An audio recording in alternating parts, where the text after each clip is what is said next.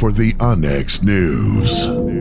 Extraterrestrials, time anomalies, dimensions, remote viewing, UFOs, UAPs, and USOs, ghostly encounters, abductions, Bigfoot, and more.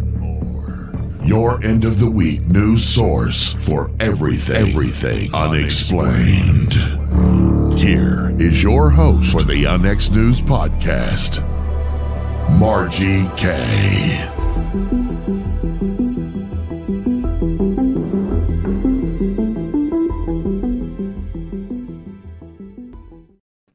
Good evening, everyone, and welcome to UNX News. I'm your host, Margie K., and we are here every Friday at 6 p.m. Central Time, 7 p.m. Eastern. This week has been very, very busy. There's been a lot of news. If you are into UFOs, you need to check out our blog so that you can see everything that has been going on, and there has been a lot. So go to unxnetwork.com, click on blog, and you'll see some good articles there and some links to other articles. My guest this evening is Maureen Richmond. She's an astrologer and a MUFON field investigator in Little Rock, Arkansas. She holds a PhD covering museum studies and folklore from Arkansas State University. Since the early 1980s, Maureen has counseled astrology clients throughout the world. And she is currently covering research which interests center on the correlation between UFO sightings and astrological indicators. So, wow, this is going to be a nice ride. So stay tuned for the rest of the show. Welcome to the program, Maureen. Margie, thank you so much for having me here. I'm excited about talking about this with you and your audience. Well, I am so glad that you could join me this evening because what you do is highly unusual, to say the least. And I am just so interested in finding out about the correlation between UFO sightings and astrology, especially. So let's start off with, how did you get interested in astrology? Because your PhD is not related to that. Or maybe it is. Let us know. The astrology came first, I'll tell you. It came first and early in life. I think I was always interested in astrology.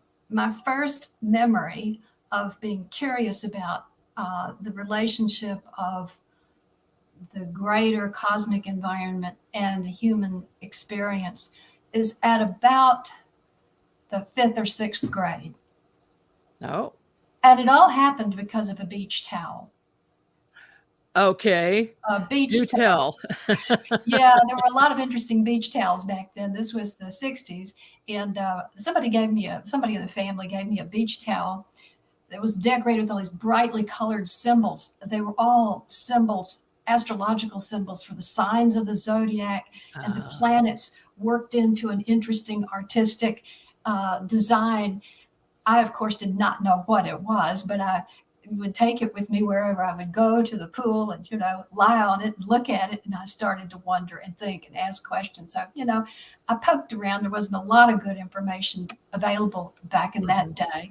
But when I could, I got together enough that I was able to observe the sun signs of my schoolmates and correlate their points of view and their actions with the, imputed characteristics of the various signs. So that the Book of Life was my first instructor in astrology. So that was that started when I was in junior high school and high school. So it started, right away.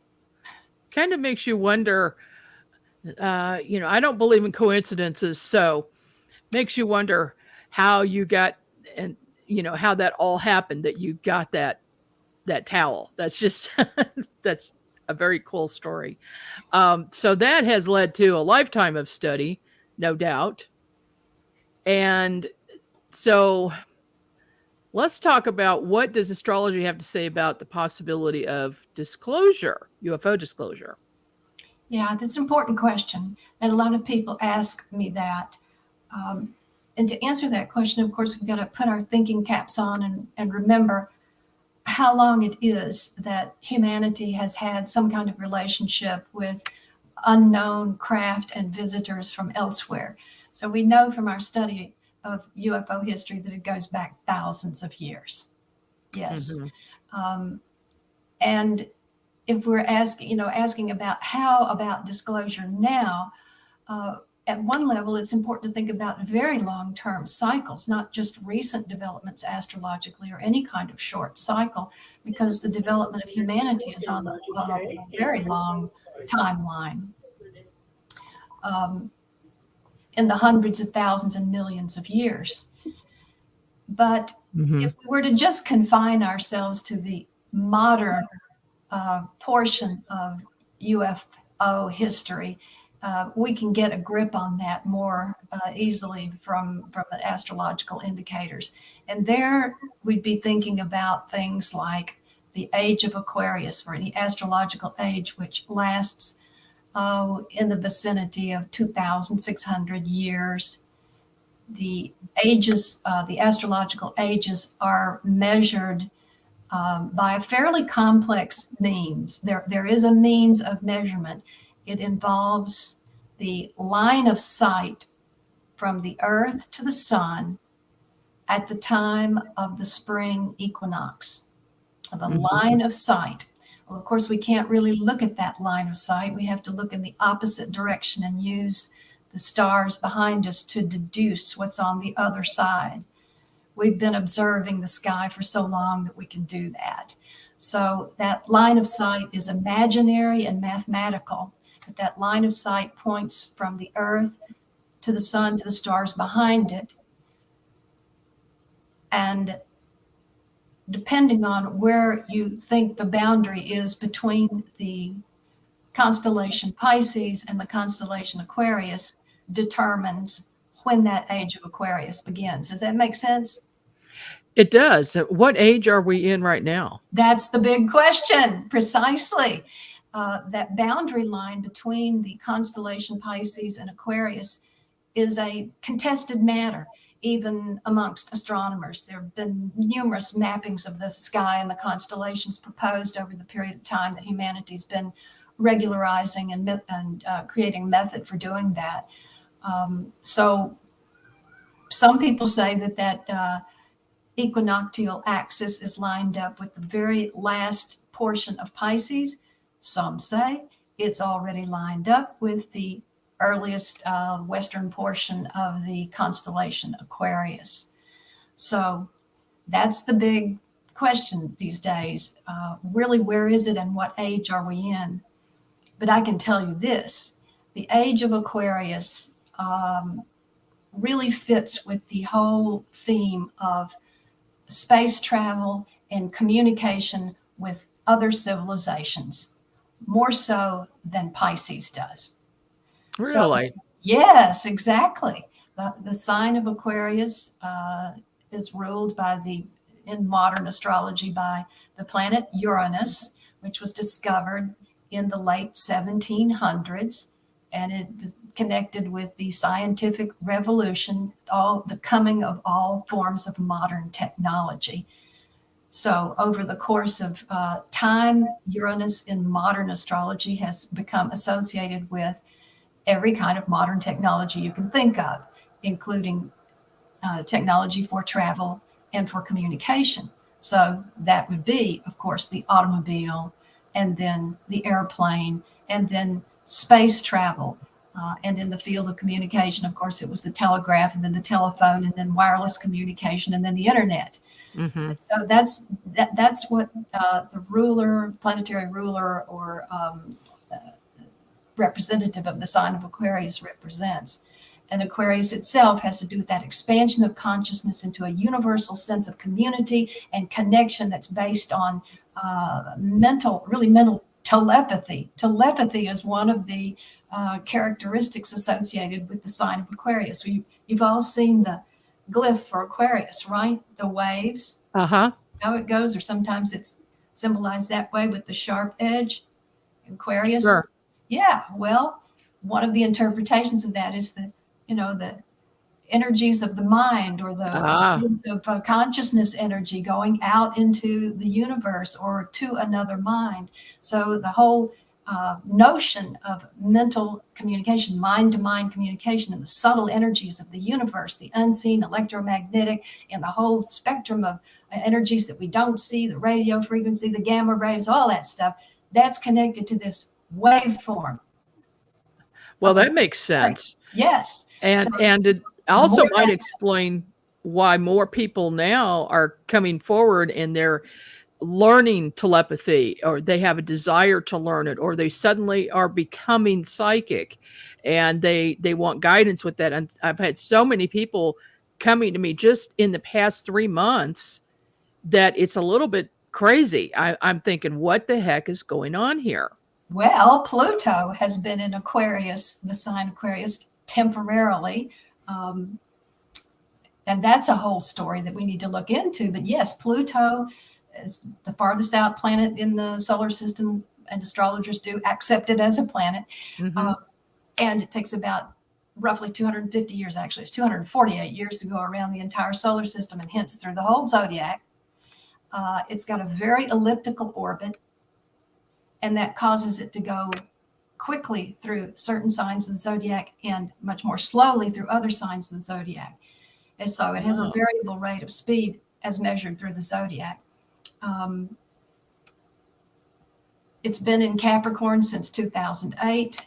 This late March, which would be close on to the beginning of the period of time you're talking about, Pluto entered Aquarius, where it will stay temporarily for about 3 months or so through mid-June.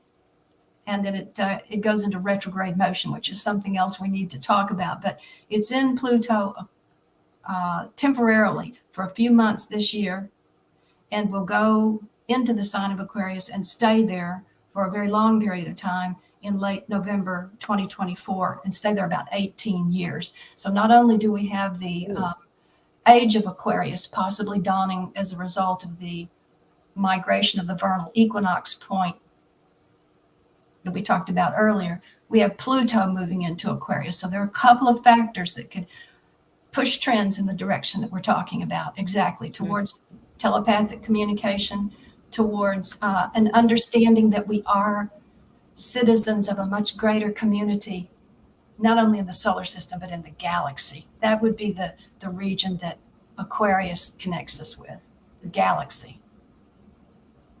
Okay. Let's talk about retrograde for just a minute. Would you explain what it means when a planet goes retrograde?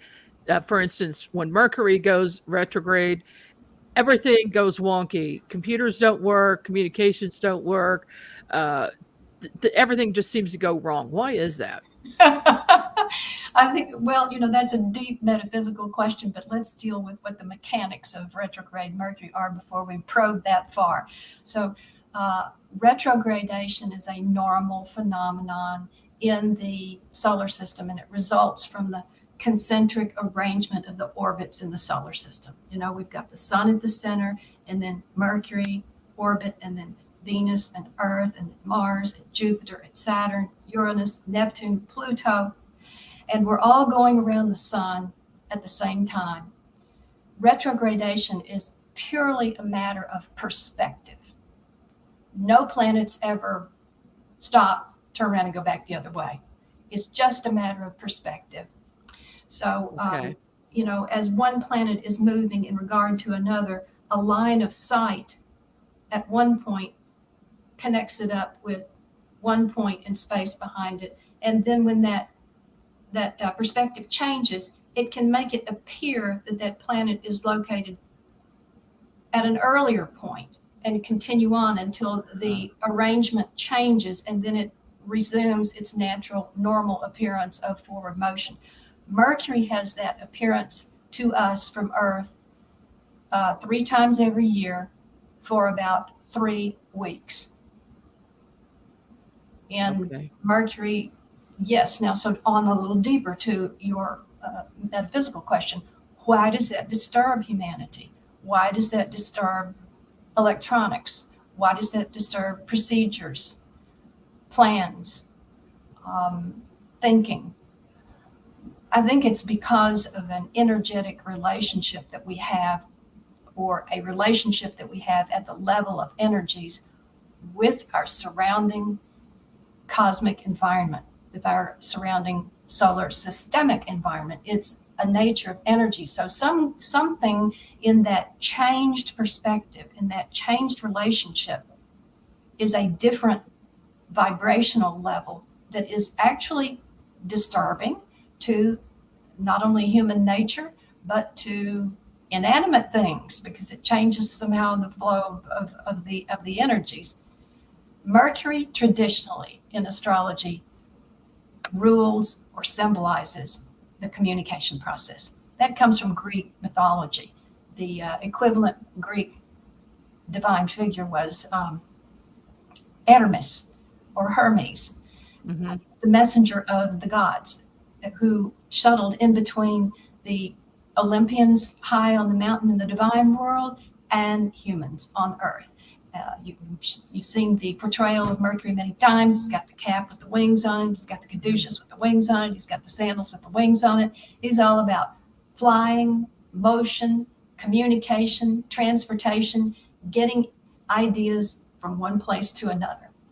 And so, that's what that archetype connects with inside of us, is that whole process. And when we have an energetic shift on that, you can observe it for yourself independently. You do not need to take my word for it or Margie's word for it. You can find out for yourself when Mercury is retrograde and do yourself a little scientific experiment and see if it's so. I've been doing it for about 45 years, and it looks to me like it is definitely so. That's just fascinating. We've got a question from the chat. I'm assuming that a lot of astrology charts were created in the past. How does the passing of time affect modern astrology? Well, that's a great question. A lot of astrology, yes, absolutely. The calculation of individual birth charts or charts for events began in about, I think that was about 500 BCE, if I remember correctly. Certainly by that time, there were forms of astrology before that, but individual chart casting for persons and events began, yes, way back, and included only the 7 visible celestial bodies. That would be the Sun, Moon, Mercury, Venus, Mars, Jupiter, and Saturn, the celestial bodies that are visible by the naked eye. Placing those bodies in the astrological signs was, of course, a major impediment back in the day, back at 500 BCE, though certain reference materials did exist for that. Today we call them an ephemeris, or the ephemeridae, plural ephemeridae. There were ephemeridae on clay tablets back in the day when Sumerian and Babylonian astrologers were pursuing an understanding of the connection between the sky and human affairs. So today we use 10 celestial bodies, so the 7 that I just named, plus Uranus, Neptune, and Pluto, and the information is either on paper in very rigorously calculated planetary routines, or you get it through your software or from a website. So it's changed a lot, and the accuracy is stunning at this point. Would it be safe to say that astrologers have kept Pluto as a planet versus the astronomers who discarded it? Absolutely. We kept Pluto as a fundamental archetype. That's the difference. And Okay. all of these astrological archetypes, they're all drawn from Greek mythology. So Pluto's root or equivalent is the Greek god Hades. And Hades, like Poseidon and Uranus, had his domain that he ruled and dealt with and reigned over and controlled and managed. The specific region that Hades ruled was the underworld, meaning underground, and the place in Greek thinking and religion to which the souls of the dead repaired for their time of rest and cathartic contemplation before literally being reborn again through the earth. So the region of Hades is a really very fundamental piece of the worldview that we've inherited from Greek mythology. Today in modern astrology, Pluto correlates to the subconscious, the paranormal. I'm sure you can see the connection. The world of the dead, or the world of the so-called dead, the world of the disembodied, the disincarnate, those who are on the other side of the veil. All the outer planets actually connect with the higher worlds or the more abstract realities of life, but Pluto in particular deals with those themes. So yeah, it's a very critical portion of the symbol system that we use in astrology. It is the planetary ruler of Scorpio in modern astrology, and we did not throw it out when there was some doubt about its status. No. Is there any connection between sightings and astrological factors? Well, I think so. I've been studying that intensively for the last 3 months or so. I've collected about 130 cases. There are thousands and thousands of excellent sighting cases, but I've collected about 130 that I wanted to work with, partially because they had specific dates on which they occurred. There were good descriptions of what occurred. And in many cases, the situation was observed by more than one person, maybe even 60, 100, thousands people, whatever, so there's not a lot of question about whether or not it occurred. And in doing that, yes, I found some really absolutely astounding things. But I should say, before I launch into that my thinking on this was really facilitated by the Costa and Costa statistical collection. You know what I'm talking about? Oh, yeah, absolutely. I've got the books. They did an amazing job. Yes. So I happen to have access to the one for our state, which is Arkansas, or my state, which is Arkansas. But in the front of, I believe, each one of those state compendiums, there are a couple of graphs that deal with the overall sighting stats for the entire United States. And I think it was from 1940 to 2020, if I recall correctly, or something like that. It's for a good long period of time. And the Costas went to the extra trouble of displaying that for us graphically so that we can see the variation in the numbers of reports that came in during those years. And it was very obvious to me the minute I looked at it that there was something going on astrologically, because there was a big discernible peak in the years 1965 to 1970. I knew right away that was significant astrologically. There was another standout peak in the period 1988-1990. That's significant astrologically. I'll tell you why in a minute. And then there was another one in the period 2012 through 2015. Well, it just happens to be that those periods of time constitute the absolute most significant collective astrological factors that we have had happening, since the mid 20th century. Oh my goodness! Yes, in the mid 1960s was the Uranus-Pluto conjunction. That means the two bodies are seen from the Earth as though they were lined up, right together. Not out far apart, but boom, right together. In the case of Uranus and Pluto, that happens about once every 130 years. It's a relatively rare occurrence.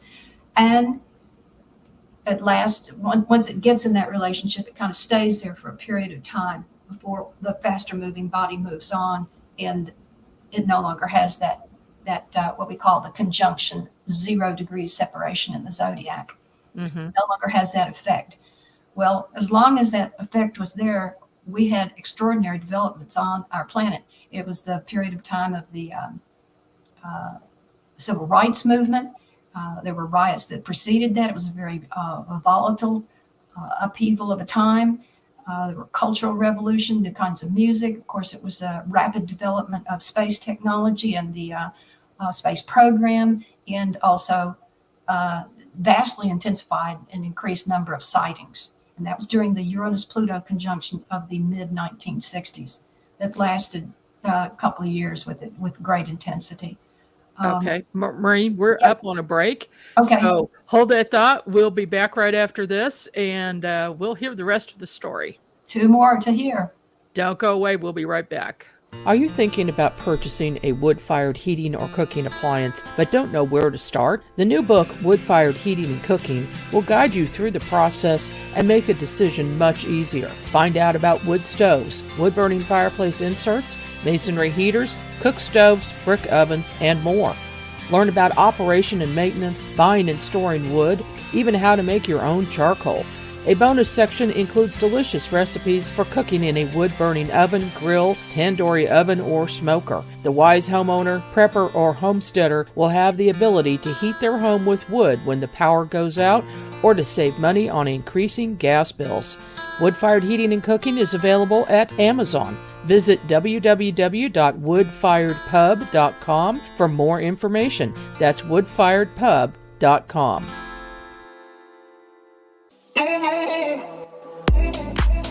This is Margie Kay inviting you to check out the latest edition of Onyx News Magazine with thought-provoking articles about UFOs, extraterrestrials, cryptids, consciousness, and amazing photos of anomalous objects and more. And there's always a feature article by our managing editor, Lee Spiegel. Get a free digital issue with your free subscription to the Onyx Network, or get a printed copy with your X Club Gold subscription in the U.S. Visit onyxnetwork.com to see details. That's onyxnetwork.com.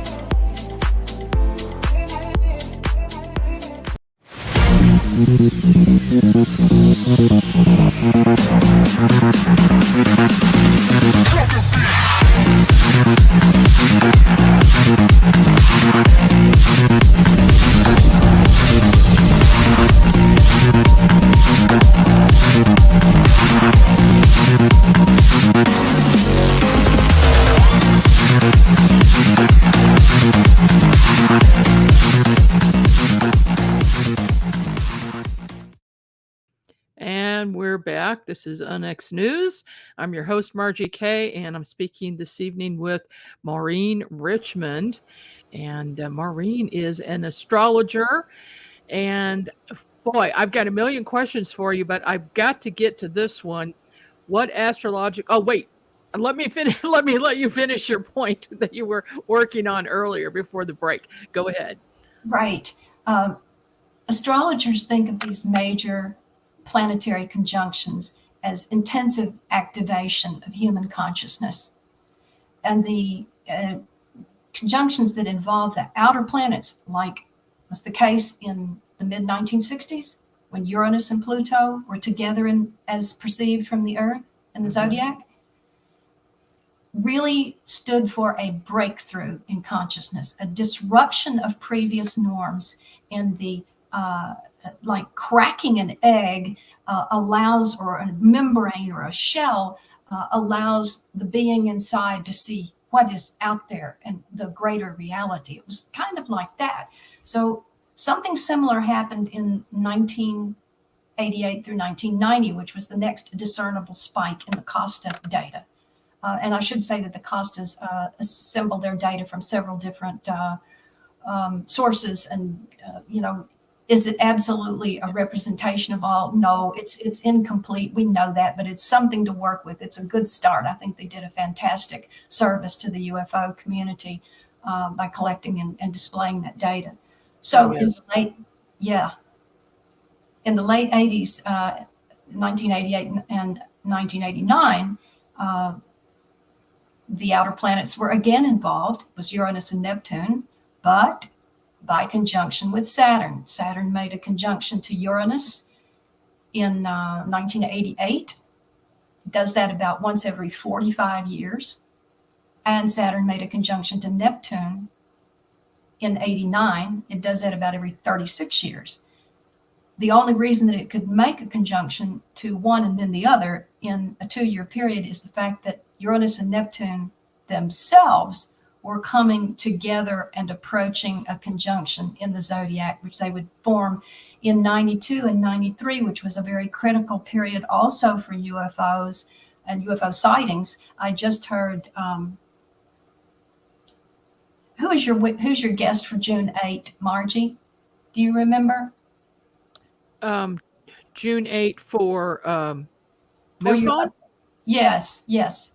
The author that's done all the 28 books. I just heard him talking this morning.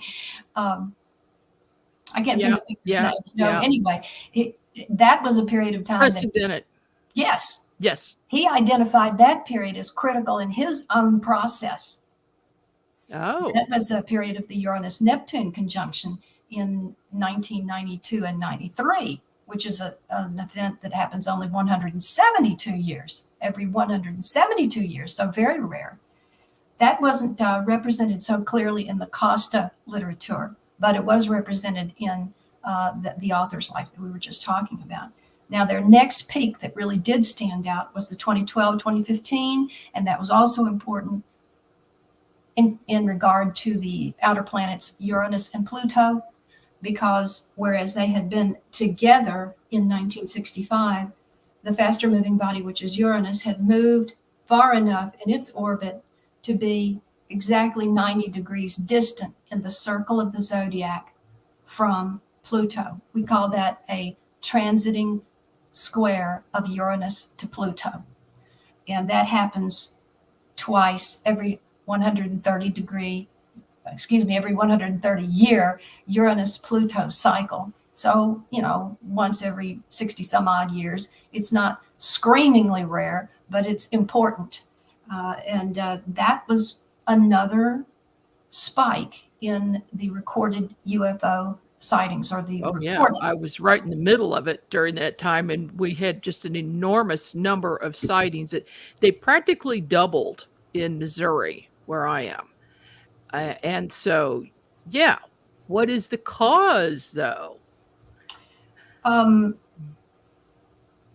That's the question underlying all of astrology, really.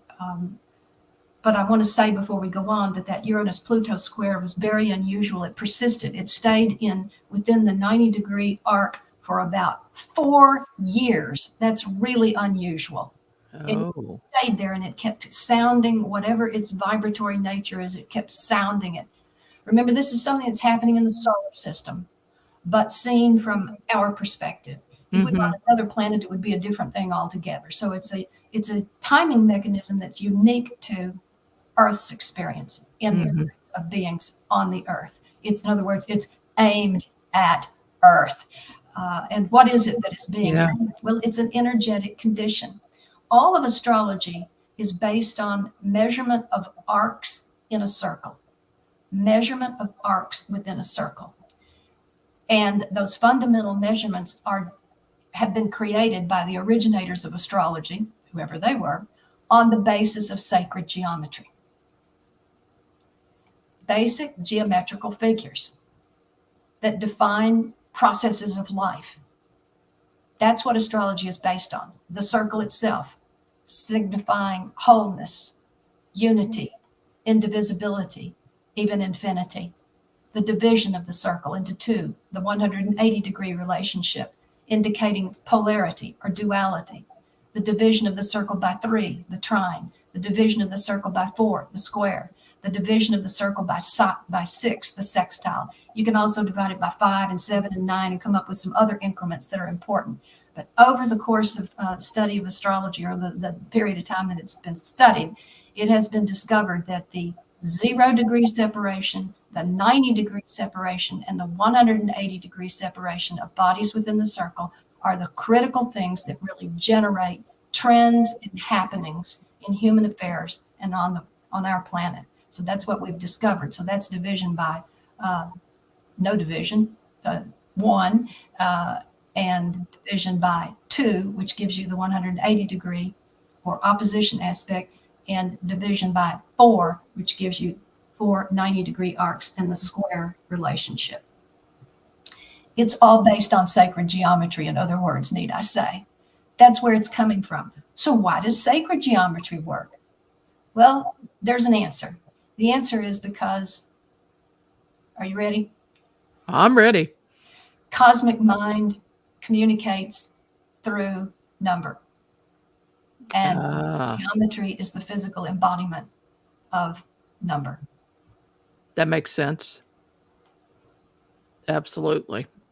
Carl Jung, the great depth psychologist in the mid-20th century, wrote quite a bit about this, not about astrology per se, although he was quite aware of it and was enthusiastic about it, but he wrote about number as an archetype in the divine creative process. Mm-hmm. And he said that he found it and discovered it in the dreams of his patients. That number reproduced itself in all kinds of ways, specific numbers that for some reason needed to be communicated to that individual or become more present in that individual for their process of becoming whole. That's where Jung discovered it. Other people discover it in studying classic works of art. It's in geometry. It's in flowers. It's in plant growth, you know? It's in music. In music, yes. Yeah. Yeah. So yeah, it's everywhere. Yeah. And so that's your answer as far as I know it. I've asked myself that question many times. I'm glad you asked it. It's kind of the thing which is nearest to my heart, which is, as we think upon astrology and what it indicates, we're actually coming into communication with a part of the divine mind of the cosmos. Wow. Well, that's a lot to contemplate. Yeah, it is. And do I know everything? No, I don't. I meditate in this way. I use it as a form of continual meditation. I'm constantly thinking about the circle of the zodiac, the arrangement of bodies within it, what it feels like, and trying to help that be useful for other people who are going through their aspects of life, through the phases of life. And those are measurable by changing astrological conditions. Go ahead, you had something. What astrological influences correlate to sightings and encounters? Well, I'm glad you asked. Out of my 130 cases that I'm looking at, I've discovered what appear to be 7 basic categories. Of course, this could change with more research. But off the top, at this point, what I see is that the most powerful indicator is some type of involvement with the planet Mercury. And when I say involvement, I mean by sacred geometry and other measures within astrology.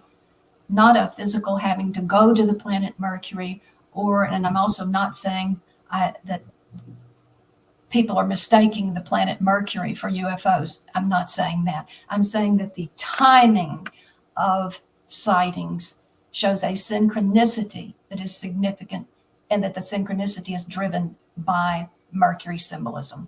Does that make sense? Interesting. Yes. So in my sample of 130, 59 situations occurred, and these were sightings and encounters of various degrees of intensity. 59 of those involved specific Mercury influence. Mercury conjunct, opposite, or square another celestial body. Mercury making a retrograde station or a direct station. That means apparent 0-degree motion in the zodiac. And Mercury retrograde. So that's the biggest category right now. So Mercury, whatever Mercury is doing, like when it makes a conjunction to a planet, it's going to do that tomorrow. Let's see, we're recording on Saturday, June 2. Tomorrow, Mercury will be conjunct Uranus. Okay, yeah. Argument if you allow it a little bit of orb, it's there now. Oh boy. So I guess we better get ready for more sightings. I hope so. That's my prejudice. just to prove your point, we'll see what happens. It will be interesting to see. Yeah, I'm going to have to talk to you about what's going to be happening on June 23rd, because we're doing a National Sky Watch at that time. that's hosted by the Onyx Network. And we're just asking people to all tune in on Zoom and join us and report their sightings. So that would be very interesting to find that out. I'm wondering about some of the more popular or more well-known experiencers. How did astrology figure in with some of these key figures like Travis Walton and also interested in Robert Bigelow? Okay, I can speak to that. Give me just a moment here. So Travis Walton's birth date is available on the internet. He was born February 10, 1953. Normally, for doing an individual's personal astrology, to do it correctly, one needs the birth time, date, and place. But with just the date, meaning the month, day, and year, it is possible to know the approximate positions of the sun, Moon, Mercury, Venus, Mars, Jupiter, Saturn, Uranus, Neptune, and Pluto. It will not tell us the house positions. It will not tell us the ascendant, but we can know a good bit. So it turns out that, guess what? Travis Walton is an Aquarius. Okay. And we were talking about earlier, yes. Yeah. The specific location of the sun at the time of his birth was 22 degrees of Aquarius. That means about 2/3 of the way through the period of time when the sun is in Aquarius. And that's measured by the line of sight relationship from the Earth to the sun to an equal division of the ecliptic. We should say that right now, Western astrology uses the equinoctial solstitial system for defining the zodiac, whereas the ancient world used the apparent star groupings, which are variable in size. That's called the sidereal system, Sidereal, sidereal, meaning based on the apparent star groupings. We in modern astrology and Western astrology use the system that is based on the equinoxes and the solstices. So it does give different positions, but you don't have to worry yourself with that. If you talk to any Western astrologer, they're using the equinoctial solstitial. It's called the tropical system. We could get into why that word tropical is in there, but that's another discussion. But anyway, so Travis Walton is an Aquarius by Western astrological methods.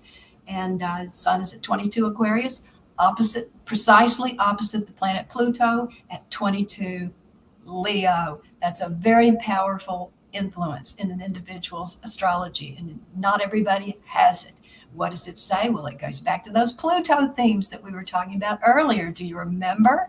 Hades, the underworld, the paranormal, life and death, the continuity of psychic consciousness after death on the other side of the veil. See any connections to Travis Walton's life? Oh, yeah, absolutely. Yeah. He faced what was, it was a near-death experience for him to be abducted, wasn't it? Oh, sure. If it wasn't a death experience in total. Or death or brought back to light. Yes, a death and rebirth. So he knows that archetype from the inside.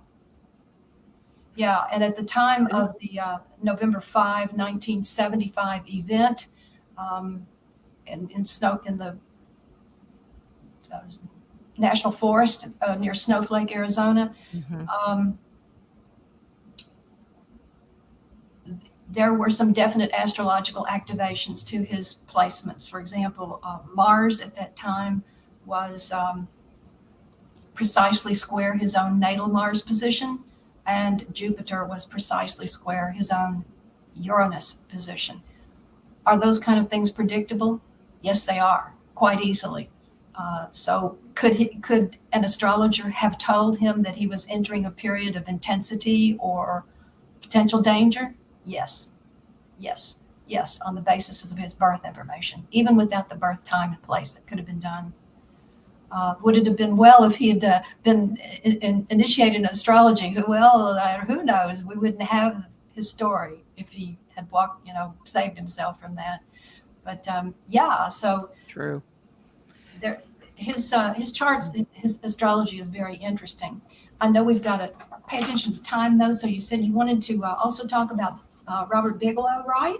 Yes. Yeah. Why does he have such an interest in this subject? That'd be interesting to know what his chart says. Well, guess what? His Mercury is retrograde. Uh-huh. Yeah. He was Okay. born May 12, 1944. People with Mercury retrograde tend to see things a little bit differently from their surroundings, or see things or think about things in a different way from their compatriots. Sun sign Taurus. Sun is located at 22 degrees Taurus, and he has Mercury at 7 degrees of Taurus retrograde, and Venus also at 10 degrees of Taurus. We call that a difference between 7 and 10 an allowable orb, or meaning difference or divergence in astrology. So he has Venus conjunct retrograde Mercury in the sign of Taurus.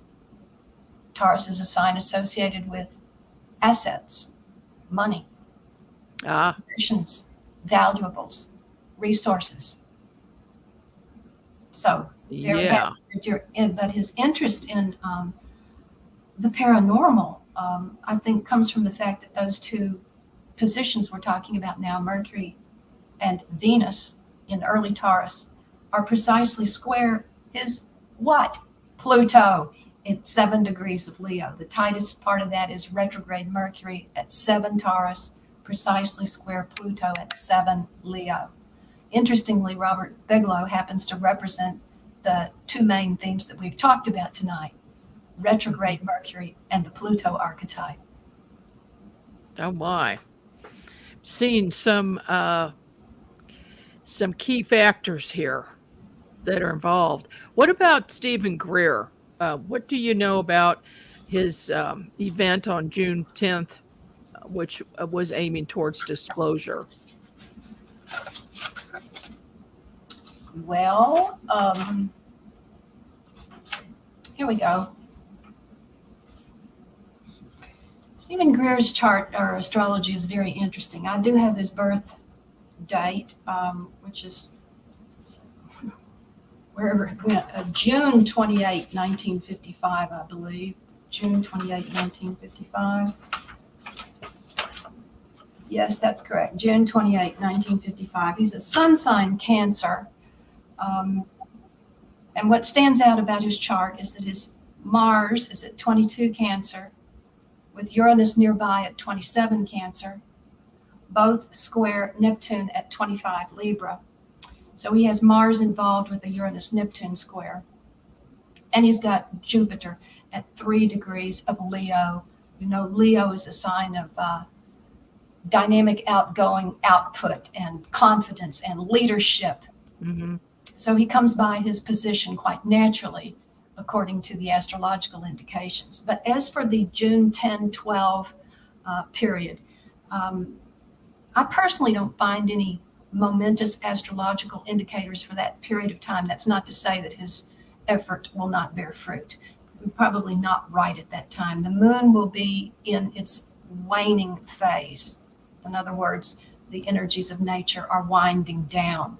They wind up in the waxing phase up to full moon, and then they wind down after that. It affects everybody: attitudes, point of view, pacing of events, and so forth. So the event occurs in old moon. So by astrological indications, what that means is that it's got more to do with wrapping up loose ends than starting new projects. So we'll see that. But here's the really important thing to keep your eyes on. When Pluto goes into Aquarius in the next few years, it's going to move into a precise opposition to Stephen Greer's Jupiter, that part of his chart that has to do with his power to articulate before a crowd or a group and to sway opinions and act as a leader. Is going to precisely emphasize that in the years 2025 and 2026. So even if we don't see anything dramatic this June 10 through 12 in regard to the Greer disclosure project or efforts, that doesn't mean it isn't coming, because he's got some big action. Yes. There's a mild positive glow around June 10, 12. There is a Mercury-Pluto trine. It's not a real powerful kind of pulse that makes, that jolts things into happening. It really It's kind of a more relaxed, easygoing, understanding situation where people do communicate well and connect with each other well. And, that could help a lot of things. And conceivably, telepathic connection with the beyond could occur as well. But I think the big drama, the big impact is yet to come. And I think it fits in with Pluto and Aquarius, which is going to be in the mix from 2025 for 18 years. We'll get another little blast of it briefly in 2024, kind of like we did this year. And then it retrogrades to Capricorn again. And it's not until the very end of 2024 and the beginning of 2025 that Pluto gets into Aquarius and stays there. And right away, it's going to start really activating the Greer placements. Okay. I guess we have a prediction here, so we'll keep an eye out for that and see what happens. It wouldn't surprise me at all. We've got a question from the chat. Do you feel there's a relationship between experiencers and the type of abduction experiences these individuals had? I guess in relation to astrology? Is there a relationship between experiencers and the type of experiences? Yes, I think the answer to that from an astrological standpoint is inevitably, absolutely. Let's take the Travis Walton thing for an example. So Pluto is not a tame kind of energy. So Travis Walton has Sun opposite Pluto in his own chart. So he was like untamed from the beginning, right? The film, The Fire in the Sky, portrays him as almost unaware of danger and, kind of, almost careless. Not a bad person, but almost, totally unafraid of any danger. Whereas the other fellows in the truck were like, oh no, don't get involved with that. Travis walked right up to it and go, hey, cool. Yeah. Yeah. So, and then it turned out to be a great deal more intense than he had imagined, and kind of Pluto-ish, in other words, way over the top. So was there something in him that was correlated to the intensity of that experience? I think so. That Sun-Pluto opposition that was with him from birth and is part of his energy makeup. Absolutely. So to clarify this or simplify it, I think James Bear asked that question. I would say back to James Bear, yes, whatever is in the individual's chart is a lot like what they're going to experience throughout life, including encounters. If that happens to be abductions, then abductions, yes. Mm-hmm. So say somebody with not a Sun opposing Pluto situation in their natal chart might not have such a dramatic experience. See, like he was gone for 5 days and he was pretty roughed up when he got back. He was very deeply traumatized and required some professional help to get through that. Might not be the case for somebody that had less of an intense configuration in the natal chart.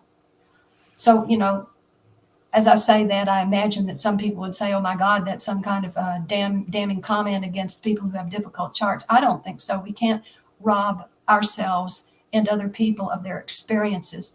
The astrological chart, as I have come to know, represents a reflection of the soul's intent, what it meant to experience in a current lifetime. In other words, what it surveyed, its own experience in lives past, its own performance in the world of human living, and judged the good and the bad and decided to come back and learn more or work on a certain aspect, is holy, is sacred. It belongs to that individual, and there's not anything wrong with it. So there's not anything wrong with having a Sun-Pluto opposition and having an intense experience as a result of it.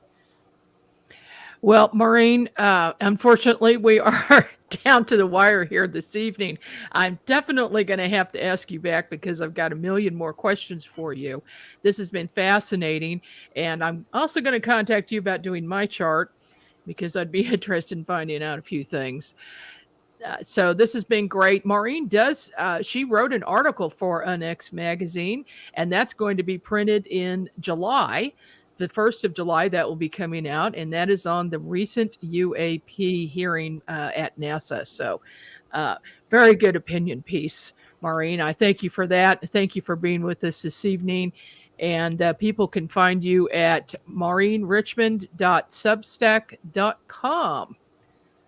All Absolutely. right. Absolutely. Thank you, Margie. You're doing a wonderful service for the spiritual community worldwide and the ufological community as well. I'm just so happy to know you, and thank you for letting me come here and share. I appreciate it. Well, you're doing great work. I thank you so much, and we will definitely be in touch. This is Margie K with Onyx News, and I'll see you here again next week.